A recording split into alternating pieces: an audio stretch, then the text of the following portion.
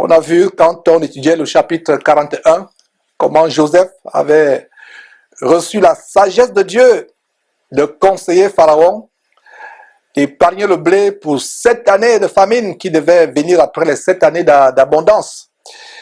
Nous avons vu comment ce conseil venait de Dieu.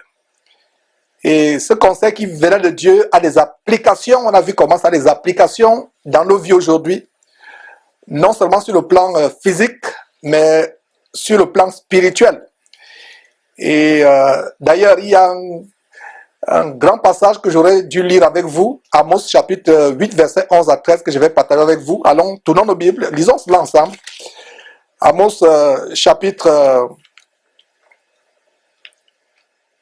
8, verset 11 à 13, qui prophétise une grande famine que nous vivons dans cette période, dans cette fin de temps dans laquelle vous et moi, nous sommes.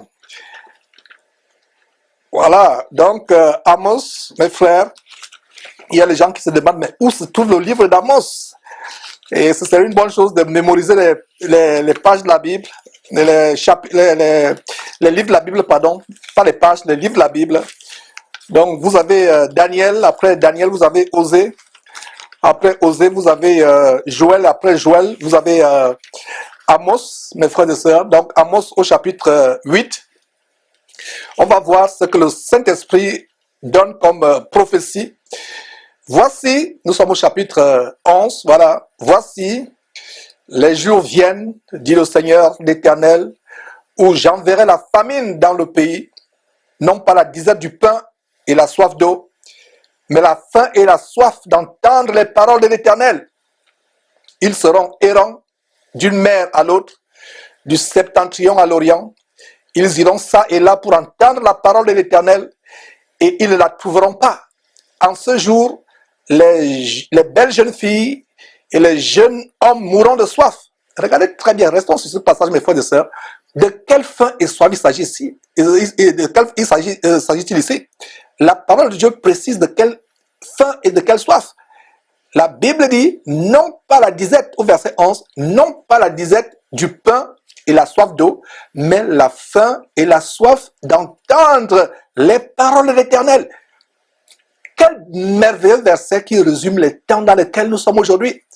Il y a une soif et une faim généralisée d'entendre la parole de Dieu au point où les gens sont errants. Regardez le verset 12. Ils seront errants, alors errants d'une mer à l'autre, du septentrion à l'orient. Ils iront ça et là pour chercher la parole de l'Éternel. Regardez ce qu'on venait de vous montrer.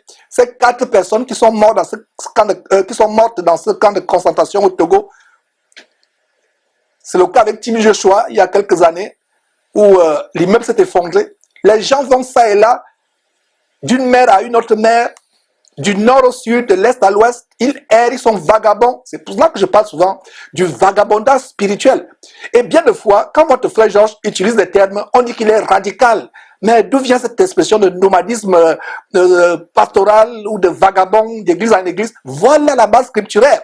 Bien de fois, quand je donne des paroles qui choquent, ça a une base scripturaire. Voilà ce chapitre 8 et ce verset 11 du chapitre 8 qui nous montre, à partir du verset 11, pardon, le verset 12, nous montre comment il y a un véritable vagabondage pour la parole de Dieu.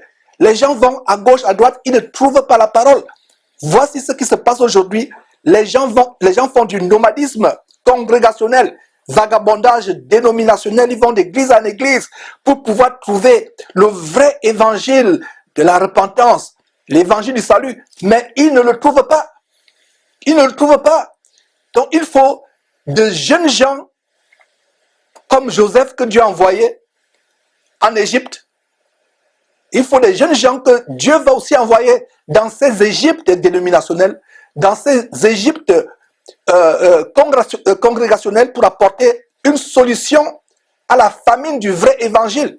De même que Dieu a envoyé Joseph apporter une solution à la famine en Égypte, je prie Dieu, ma prière, c'est que Dieu suscite des jeunes gens que Dieu va envoyer pour apporter aussi des solutions à la famine de la vraie parole.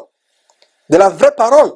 Des jeunes gens qui ont été éprouvés, comme Joseph, par des tentations sexuelles qu'ils ont vaincues, qui ont été éprouvés par les fausses accusations, les emprisonnements injustes, et les fausses accusations de Madame Potiphar, des jeunes gens qui ont été éprouvés par la haine et les tentatives de meurtre venant des faux frères et qui, malgré cela, ont manifesté l'amour pour leurs frères, comme Joseph a manifesté l'amour pour ses frères qui pourtant l'avaient presque tué. Regardez donc, mes frères et sœurs, cette grande révélation d'Amos. J'espère que vous n'allez jamais plus oublier ce grand passage qui résume exactement ce qui se passe dans cette fin de temps. Il y a une soif. Ce n'est plus la soif du pain.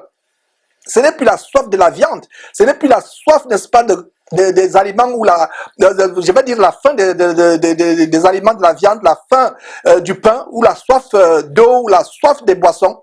Mais il y a une faim et une soif, mes frères et sœurs, de la vraie parole. La vraie parole est devenue rare. Dans une émission, dans un enseignement, une section passée, je disais que pour vous, qui peut-être vous retrouvez seul, vous n'avez pas des frères avec qui prier, vous ne retrouvez plus les vrais chrétiens autour de vous, ce serait, mes frères et sœurs, comme trouver un trésor, trouver une vraie sœur en Christ, un vrai frère en Christ dans votre ville. Ne suivez pas ce qui se passe dans ces mouroirs évangéliques, dans ces camps de concentration qui mènent en enfer, qui passent le temps à danser tous les dimanches, à tournoyer le derrière, à danser au rythme des musiques infâmes, sautiller.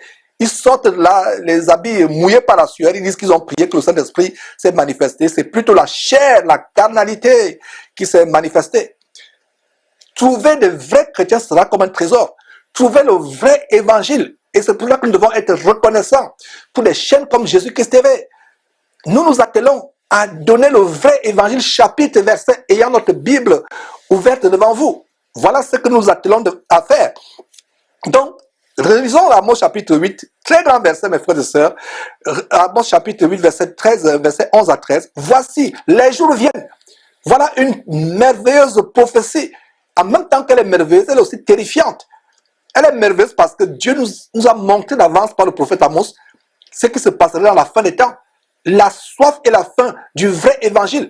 Les gens vont se balader d'église en église, de pays en pays, de ville en ville, pour trouver le vrai évangile, mais ils ne le trouveront pas. Je rends grâce à Dieu pour cette trompette.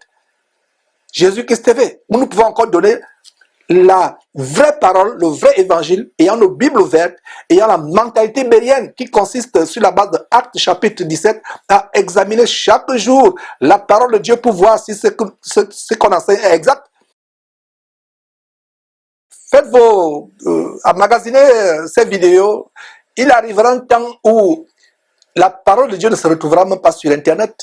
Donc, emmagasiner ces vidéos, faites des stockages, suivez le conseil de Joseph. Quand il y a des moments d'abondance, et pour vous qui avez trouvé Jésus-Christ TV, je peux dire que c'est des moments d'abondance pour vous. Mais il y aura des moments où même Jésus-Christ TV ne pourra même plus diffuser. Ça va arriver. Il n'y aura même plus de paroles où dire Jésus-Christ, ce sera pour vous la sentence de mort, être guillotiné, être pendu. Donner un verset biblique, ça causera votre exécution, votre mort par pendaison, par fusillade ou par guillotine. Donc pendant qu'on a encore cette abondance, petite abondance, du fait de ces émissions, ces enseignements que nous partageons derrière Jésus-Christ TV, faites les amas, gravez ces vidéos, téléchargez-les, mettez-les, gardez-les vraiment secrètement, abondamment, massivement, partagez-les. Alors mes frères, allons au chapitre 43 de Genèse, de grandes choses aujourd'hui, et j'encourage ceux qui viennent sur Jésus-Christ TV à venir avec leur Bible ouverte, pas les iPads, pas les téléphones, ayez la Bible de telle manière que vous pouvez écrire, surligner, ayez aussi les bloc-notes, mes frères et sœurs. Donc, le chapitre 43, verset 1, qu'est-ce que nous lisons? Nous lisons ceci. La famine s'appesantissait sur le pays. Verset 2, quand ils eurent fini de manger le blé qu'ils avaient rapporté d'Égypte, quand ils eurent fini de manger le blé qu'ils avaient rapporté d'Égypte, Jacob dit à ses fils, retournez, achetez-nous un peu de vivres. Verset 2, je relis. Quand ils eurent fini de manger le blé qu'ils avaient rapporté d'Égypte, Jacob dit à ses fils, retournez et achetez-nous un peu de vivres. Revenons encore sur Amos, mes frères et sœurs. en rappelant que la famine dans ces régions de la terre, au temps de Joseph, est une image de la famine prophétisée en Amos chapitre 8, verset 11 à 13, qu'on vient de lire, la famine dans la fin des temps, dans les temps de la fin, à savoir la famine pour la vraie parole de Dieu, la sainte doctrine de l'évangile pur et original du salut, l'évangile de la repentance qui donne la vie éternelle. Et cette famine spirituelle est aujourd'hui généralisée à travers le monde, cette famine spirituelle. Et comme cette famine fait rage, mes frères et sœurs, comme elle fait rage, comme elle sévit terriblement, seuls ceux qui ont faim et soif de la vraie parole de Dieu seront rassasiés et désaltérés. Vous vous rappelez ce que le Seigneur Jésus a dit en Jean chapitre 7, à partir du verset 37, il s'est levé ce jour-là, et il cria d'une voix forte que celui qui a soif, qu'il vienne à moi et qu'il boive. Et l'eau que le Seigneur Jésus nous donne, non seulement c'est le Saint-Esprit, mais il nous donne l'eau vive de la parole de Dieu merveilleuse, inégalable. Il nous donne de manger de sa nature. N'oubliez pas qu'en Apocalypse chapitre 19, verset 13, Jésus-Christ est la parole de Dieu. Donc, non seulement quand nous nous réunissons, nous prenons ce que les gens appellent communément la Sainte Seine, nous mangeons symboliquement le corps de Jésus-Christ, mais quand nous étudions la parole de Dieu, nous nous nourrissons de Jésus-Christ, parce que Jésus-Christ en lui-même constitue la nourriture pour nous, sur la base d'Apocalypse chapitre 19, verset 13, qui dit qu'il est la parole de Dieu. Et donc, comme cette famine est généralisée, regardez Amos chapitre 8, du verset 11 au verset 13, parle d'une famine, non pas du pain, d'une soif, non pas de l'eau, mais de la famine de la vraie parole, la parole de Dieu, au point où les gens sont errants, ils vont d'église à église, mais ils ne trouvent pas. Ils ne savent pas que ce n'est pas en allant dans une église forcément qu'on va trouver, qu'on sera rassasié. On va trouver de la bonne nourriture céleste, de la manne qui vient de Dieu, qui vient du ciel. Ce n'est pas en allant dans ces abominations qu'on va trouver la parole de Dieu qui désaltère, mes frères et sœurs. Alors, donc, seuls ceux qui ont faim et soif véritablement de la parole de Dieu, qui ont l'amour pour la vérité, seront rassasiés et seront désaltérés. Mais ceux qui ont la démangeaison d'entendre les choses agréables, qui ont la démangeaison d'entendre les évangiles bonbons ou les évangiles chocolat venant des pasteurs vampires et escrocs, continueront à manger dans leur faux sceptique évangélique, ils continueront à manger dans leur faux sceptique, ils continueront à s'abreuver dans leur caniveau rempli de toutes sortes de pestilences. Et voilà ce qui se passe aujourd'hui, mes frères. Et regardez comment ce qui s'est passé au temps de Joseph est éclairé par Amos chapitre 8, mais non plus la fin du blé, la famine du blé, mais une autre famine que nous expérimentons.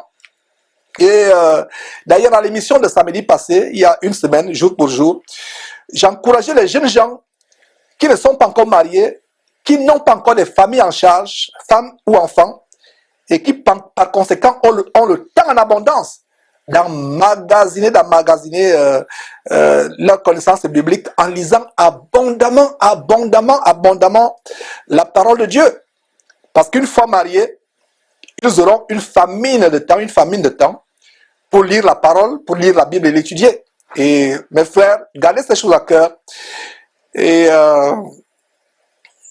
quand la famine du temps, la famine que vous n'avez pas le temps devient rare. Oui, il y a la famine du temps parce que vous avez des occupations, femmes et enfants, votre boulot, votre travail. Donc quand la famine du temps ou la famine de la parole de Dieu arrive, ceux qui n'ont pas été sages et prudents pendant les temps d'abondance, mais qui ont été paresseux, iront vers ceux qui ont été fidèles et travailleurs, afin d'avoir la nourriture du ciel, c'est-à-dire la merveilleuse parole de Dieu.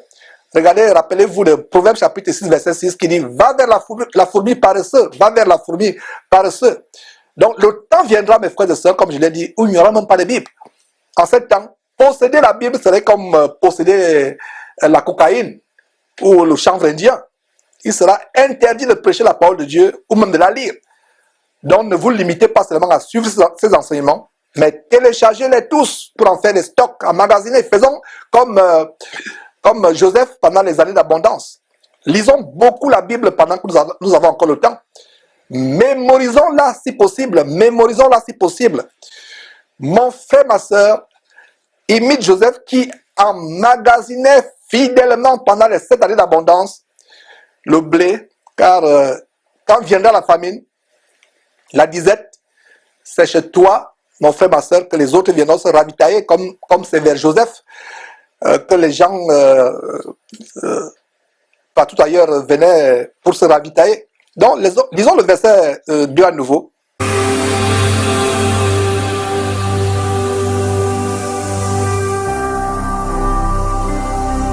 Jésus-Christ TV, vous connaîtrez la vérité et la vérité vous affranchira.